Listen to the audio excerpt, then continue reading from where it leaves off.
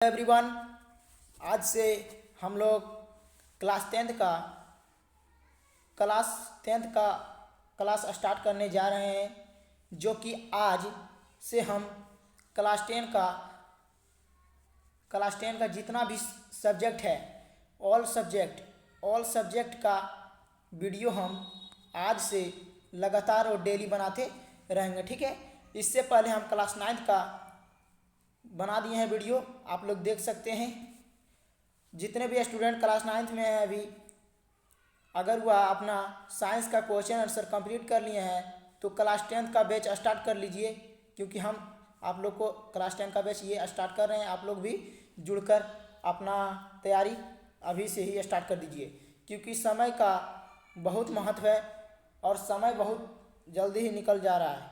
इसीलिए हम class tenth का बैच स्टार्ट कर रहे हैं, क्योंकि क्लास 10 में लंबा सिलेबस होता है। तो इसीलिए आज के इस वीडियो में हम हाई स्कूल जीव विज्ञान 2 देख रहे हैं आप। ये आपका बुक है और इसी से हम पहला चैप्टर आज पढ़ाएंगे, जैव प्रक्रम। क्या पढ़ाएंगे आप लोग? तो आज के इस वीडियो में हम आप लोग को बताएंगे जैव प्रक्रम के बारे में, जो क्लास 10 का बायोलॉजी चैप्टर फर्स्ट है। इस वीडियो को आप लोग पूरा अंत तक देखिए, क्योंकि ये आपका क्लास 9th नहीं है जो कि किसी भी तरह से पढ़कर पास हो जाएंगे। ये आपका क्लास 10th है, जो कि एग्ज़ाम आपके स्कूल में नहीं बल्कि आपके स्कूल से बाहर एग्ज़ाम सेंटर में देना पड़ता है। और आपका यह जो है मैट्रिक एग्ज़ाम इसी के तहत होता है। ठीक है।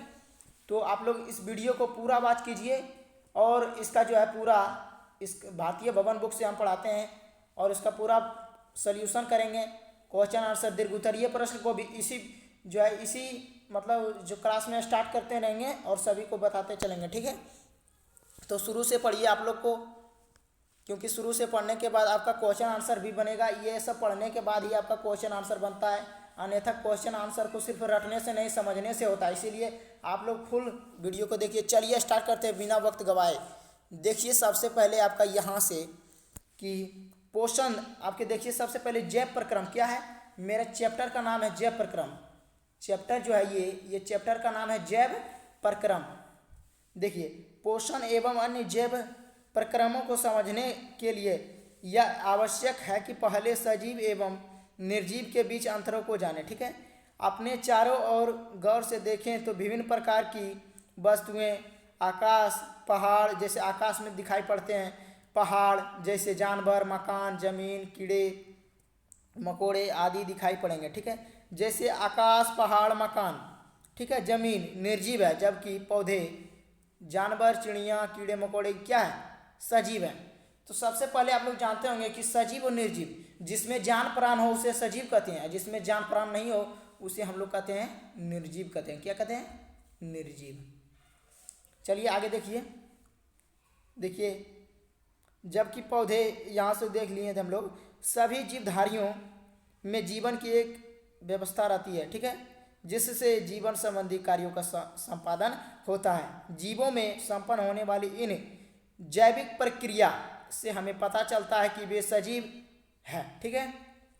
और आगे देखिए, यहाँ से देखिए, उदाहरण के तौर पर उड़ती हुई चिड़िया, दौड़ते हुए जानवर या सोए हुए जीवों के श्वसन से शरीर में होने वाली गतियों आदि के अवलोकन से यह ज्ञात होता है कि यह सजीव प्राणी है। ठीक है। और जबकि देखिए यहाँ पर पौधे भी समय के साथ साथ एक छोटे बीज से बड़े वृक्ष में परिणत हो जाते हैं। समय के साथ ये भी वृद्धि करते हैं। क्या करते हैं? जो हमारे पेड़ पौधे होते हैं, पहले उसका बीज होता है, उसके बाद इसको लगा देने पर ही बड़ा पेड़ उगता है। ठीक है। ये बड़ा पेड़ बनता है पहले लगा देने पर। देखिए, इस प्रकार जीवों में विभिन्न प्रकार की गतियाँ दिखाई पड़ती है, लेकिन बहुत से ऐसे जीव भी होते हैं जिनमें वृद्धि, श्वसन आदि से संबंधित गतियाँ परिचलित नहीं होता है, यानी उसमें श्वसन भी नहीं होता, ये सब नहीं होता। ठीक है। चलिए तो देखिए आगे, जीवों में पाई जाने वाली गतियाँ वस्तुतः आणविक स्तर पर होती है, जो दिखाई नहीं देती है। ये सब दिखाई नहीं देती है। अभाव में विषाणु या वायरस को सजीव वर्ग में तब तक नहीं रखा जाता है जब तक ये किसी जीवित कोशिका का संक्रमित कर आणविक गति नहीं दर्शाते। ठीक है। ये वायरस था। देखिए यहाँ पर जीवन के संचालन में आणविक गति की आवश्यकता होती है। जब आणविक गति की आवश्यकता होती है। ठीक है, आप जानते हैं कि यहाँ से देखिए, आप जानते हैं कि जीवों का शरीर कोशिका का बना होता है। ये हम क्लास 9th का बुक में पढ़े थे, चैप्टर 1 बायोलॉजी। एवं इसके जीव द्रव से अणु पाए जाते हैं। सजीव और निर्जीव पदार्थों में सबसे बड़ा अंतर अणुओं का विन्यास एवं संयोजन या व्यवस्था। ठीक है, यहाँ से देखिए आप लोग, जीवित पदार्थों में अणुओं का विशेष प्रकार से संयोजन होता है, जिसके फलस्वरूप जीवों का निर्माण संभव हो पाता है। न्यूक्लियोप्रोटीन अणुओं के साथ अन्य तत्वों के अणु विशेष रूप से संयोजित होकर जीव द्रव का निर्माण करते हैं, जो जीवन के लिए मूलाधार है। ठीक है, जीव द्रव्य में सजीवों के सारे गुण विद्यमान हो रहते हैं। यहाँ से देखिए आप लोग, जीव द्रव्य में सारे जो है गुणधर्म विद्यमान रहते हैं। यहाँ से आप लोग देखिए, इसमें उपस्थित विभिन्न अणुओं की इसी प्रकार व्यवस्था एवं गति की आणविक गति कहते हैं, जिसका निर्जीव में अभाव रहता है। और आगे देखिए, यहाँ पर है आपका सजीव वस्तुएं एवं जैव प्रक्रम। जीवों में एक सुव्यवस्थित एवं सुनिश्चित संरचनात्मक व्यवस्था रहती है। कोशिका सभी जीवों की रचनात्मक एवं क्रियात्मक इकाई होती है। कोशिका के समूह से ऊतक बनते हैं, ऊतक से अंग, अंग से अंगतंत्र एवं विभिन्न अंगतंत्र मिलकर एक जीव का निर्माण करते हैं। ठीक है, जीवों में संचालित होने वाली आवश्यक जैविक क्रियाएं इन्हीं अंगतंत्र द्वारा होती है। अगर हम सोए हुए भी व्यक्ति को देखते हैं या सोए हुए रहते हैं, तो हमारे शरीर में कार्य जो है हमेशा चलती रहती है। देखिए यहाँ पर ये बहुत इंपॉर्टेंट लाइन है, वे सारी क्रियाएं जिनके द्वारा जीवों का अनुरक्षण होता है तो क्या कहलाती है? जैव प्रक्रम कहलाती है। या फिर एग्जाम में पूछा जाएगा कि जैव प्रक्रम किसे कहते हैं, तो बोलिएगा आप लोग कि वे सारी क्रियाएं जिनके द्वारा जीवों का अनुरक्षण होता है उसे जैव प्रक्रम कहते हैं। ठीक है, चलिए तो आगे बढ़ते हैं दोस्तों। जैविक प्रक्रियाओं के संचालन, वृद्धि, टूट फूट को रोकने आदि कार्यों के लिए जीवों को ऊर्जा की आवश्यकता होती है। ठीक है, ऊर्जा प्राप्त करने के लिए खाद्य पदार्थों की जरूरत होती है, जो पोषण की क्रिया से सजीव प्राप्त करते हैं।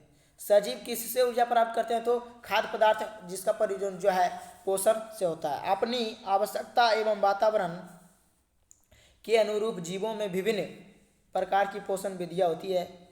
पोषण द्वारा प्राप्त जटिल एवं खाद्य पदार्थों का सरलीकरण विभिन्न चरणों में उपचयन एवं अपचयन की अभिक्रिया द्वारा होता है। इस प्रक्रम को श्वसन कहते हैं। इस प्रक्रम को क्या कहते हैं दोस्तों? तो श्वसन। इसमें ऑक्सीजन का उपयोग होता है एवं ऊर्जा मुक्त होती है। वृहत रूप में श्वसन उन सभी क्रियाओं का सम्मिलित रूप है जिनके द्वारा शरीर में ऊर्जा का उत्पादन होता है। ठीक है, देखिए यहाँ पर एक कोशिकीय एवं सरल जीवों में खाद्य पदार्थों का ग्रहण करने, गैसों के आदान प्रदान एवं अपशिष्ट उत्पादों के निष्कासन हेतु खाद्य अंग नहीं होते हैं, क्योंकि उनका सारी शरीर पर्यावरण के संपर्क में रहता है। लेकिन बहुकोशिकीय एवं जटिल जीवों की सारी क्रियाएं यानी सारी कोशिकाएं अपने पर्यावरण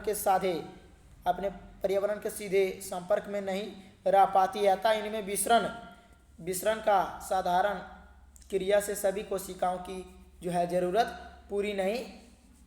पूरी नहीं हो पाती है। ठीक है, देखिए यहाँ से आप लोग आगे की ओर बढ़ते दोस्तों। तो इन बहुकोशिकीय जीवों में खाद्य पदार्थों एवं गैसों के परिवहन के लिए परिवहन तंत्र क्या होता है? परिवहन तंत्र होता है। इसके द्वारा खाद्य पदार्थ एवं गैस शरीर के एक हिस्से से दूसरे हिस्से में स्थानांतरित होती है। एक हिस्से से यानी बोल सकते हैं कि हम लोग एक हिस्से से दूसरे हिस्से तरफ जाती है। ठीक है, परिवहन तंत्र के द्वारा। तो आगे की ओर देखें तो देखिए यहाँ से है कि विभिन्न जैविक क्रियाओं के फलस्वरूप जीवों में कई प्रकार के हानिकारक अपशिष्ट उत्पादों का निर्माण होता है, जिसका शरीर से निष्कासन उत्सर्जन क्रिया से होता है। सरल एक कोशिकीय जीव में या विसरण क्रिया द्वारा होता है। सरल एक कोशिकीय जीव में जो है, एक कोशिकीय जीव जो होता है आपका, एक कोशिकीय जीव में जो है सरल जो इसका होता है तो विसरण प्रक्रिया द्वारा होता है इस कोशिकीय जीव में। ठीक है, और जबकि यहाँ पर देखिए बहुकोशिकीय जीवों में इसके लिए विशिष्ट अंग रहते हैं। इस प्रकार सजीव में पोषण, श्वसन, परिवहन, उत्सर्जन आदि जैव प्रक्रम होते हैं। ये सब आपका क्या है? सब है आपका जैव प्रक्रम है। ठीक है। इसके अतिरिक्त सभी जीवधारी जनन द्वारा अपनी संख्या में वृद्धि करते हैं। सजीवों में नियंत्रण एवं स्वयं आदि क्रियाएं भी पाई जाती है। इन क्रिया के आधार पर सजीव वस्तुएं निर्जीवों से अलग की जा सकती है। अब हम पोषण का विस्तार से अध्ययन करेंगे। चलिए अब हम लोग पढ़ेंगे पोषण का विस्तार से अध्ययन। पोषण क्या है और कितने प्रकार के होते हैं, ये सब इसका विस्तार से अध्ययन करते हैं दोस्तों। सबसे पहले देखिए पोषण। जीवन संबंधित क्रियाओं को सुचारू रूप से चलाने के लिए प्रत्येक जीव की दो प्रमुख आवश्यकता होती है। पहला आपका है कि जीवन की उपापचयी क्रियाओं के संचालन के निरंतर ऊर्जा की आपूर्ति होता है। पहले जो आपका ऊर्जा का आपूर्ति करना, दूसरा है शरीर की वृद्धि एवं टूट-फूट ऊतकों की मरम्मत करने के लिए जीव द्रव्य का निर्माण करना। ठीक है, दो ये आपका इम्पोर्टेंट है। इन आवश्यकताओं की पूर्ति करने के लिए तथा अपने जीवन को अस्तित्व बनाने रखने के लिए प्रत्येक जीव को जीवन पर्यंत भोजन की जरूरत होती है। ये जो भोजन है बहुत इंपॉर्टेंट है, इसी से ऊर्जा का निर्माण होता है जो हमारे शरीर जो है कार्य में लगता है।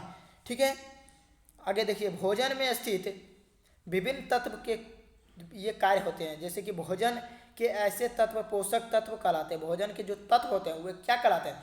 पोषक तत्व। देखिए यहाँ पर पोषण क्या कहलाता है? वह विधि जिससे जीव पोषक तत्व को ग्रहण कर उनका उपयोग या प्रयोग करता है तो वह क्या कहलाता है? पोषण कहलाता है। क्या कहलाता है? पोषण। तो पोषण के बारे में आप लोग सीधा जान चुके हैं कि वह विधि जिससे जीव पोषक तत्व को ग्रहण कर उनका उपयोग करते हैं उसे पोषण कहते हैं। अब हम लोग देखेंगे कि पोषण की विधियाँ। पोषण की जीवों में पोषण मुख्यतः दो विधि द्वारा होता है।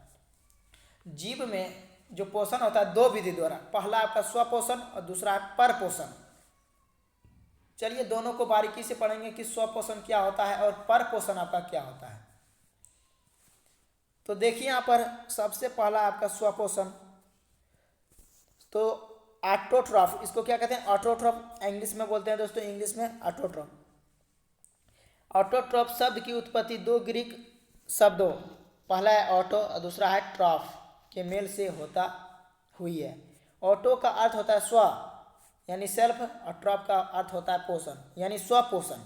अतः ऐसे जीव जो भोजन के लिए अन्य जीवों पर निर्भर न रहकर अपना भोजन संश्लेषित करते हैं, यानी ऐसे जीव जो बिना किसी जीव पर निर्भर होते हुए भोजन अपने से बना लेता है यानी स्वयं बना लेता है, उसे स्वपोषी या ऑटोट्रॉफ्स कहलाता है। ठीक है, और यह देखिए कहाँ पाया जाता है कि सभी हरे पौधे स्वपोषी होते हैं क्योंकि उसमें क्लोरोफिल होता है और वह भोजन अपने से तैयार करता है सनलाइट और कार्बन डाइऑक्साइड की सहायता से। ठीक है, इन पौधों में एक प्रकार की रचना हरित लवक या क्लोरोप्लास्ट पाई जाती है। ठीक है, और देखिए यहाँ पर क्लोरोप्लास्ट में हरे रंग का वर्णक होता है जिसे पर्ण हरित यानी क्लोरोफिल कहते हैं, जिससे पत्ते हरे दिखते हैं पाया जाता है। क्लोरोफिल की उपस्थिति के कारण ही पौधों का रंग हरा होता है। ठीक है, ऐसे हरे पौधे सूर्य के प्रकाश से ऊर्जा प्राप्त कर क्लोरोफिल की उपस्थिति में कार्बन डाइऑक्साइड तथा जल के द्वारा अपने भोजन कार्बोहाइड्रेट कार्बनिक पदार्थ का संश्लेषण करते हैं। इस प्रक्रिया को प्रकाश संश्लेषण कहते हैं। ठीक है, तो इस प्रक्रिया को हम लोग क्या कहते हैं? जो भोजन यानी स्वपोषी जो प्रक्रिया से अपना भोजन बनाते हैं उसे प्रकाश संश्लेषण कहते हैं। चलिए दूसरा है आपका परपोषण। परपोषण के बारे में देखते हैं। तो देखिए परपोषण क्या है। सबसे पहले देखेंगे तो क्लोरोफिल की अनुपस्थिति के कारण समस्त जंतु तथा कवक पौधों की तरह अपना भोजन स्वयं संश्लेषित करने में सक्षम नहीं होते हैं क्योंकि उसमें क्लोरोफिल नहीं होता है। ये आपका मेन पॉइंट है। अतः भोजन के लिए यह पूर्ण रूप से अन्य जीवों पर निर्भर होते हैं। ठीक है, ऐसे जीव जो अपने भोजन के लिए किसी न किसी के रूप में अन्य जीवों पर आश्रित होते हैं उसे परपोषी यानी हेटरोट्रॉफ्स कहलाते हैं। आगे देखिए हेटरोट्रॉफ्स शब्द की उत्पत्ति दो शब्द से हुआ, पहला हेट्रो और दूसरा ट्रॉफ के मेल से हुई है। ठीक है, हेट्रो का अर्थ होता है विषम और ट्रॉफ का अर्थ होता है पोषण, यानी इसको बोलते हैं विषम पोषी भी कह सकते हैं। यानी परपोषण को हम लोग एक और नाम से बोल सकते हैं विषमपोषी। परपोषी को हम लोग विषमपोषी भी कहते हैं। यानी इसका देख लीजिए परिभाषा कि परपोषण वह प्रक्रिया है जिसमें जीव अपना भोजन स्वयं संश्लेषित ना कर किसी न किसी अन्य स्रोतों से प्राप्त करते हैं, उसे क्या कहते हैं? परपोषण कहते हैं। तो आज के इस वीडियो लेक्चर, ये आपका वीडियो लेक्चर 1 था, तो इसीलिए इस वीडियो लेक्चर को यहीं पर रहने देते हैं और बाकी के लेक्चर जो है अगला लेक्चर 2 आगे की वीडियो में होगा। तो दोस्तों यहीं पर इस वीडियो को समाप्त कर